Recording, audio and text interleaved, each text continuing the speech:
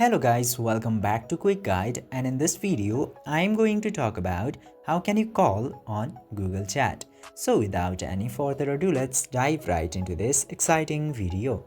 Now, in order to call on your Google Chat, you just simply have to open Google Chat application. And after that, you will get to see this home page at very first. And into this home page, you just simply have to open any of the person's profile which you would like to call.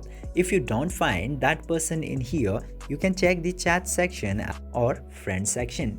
Now just simply select the person who you want to call, and after that, you will get call icon into the top.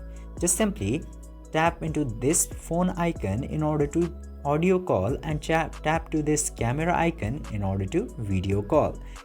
And after tapping into there, the call will be sent.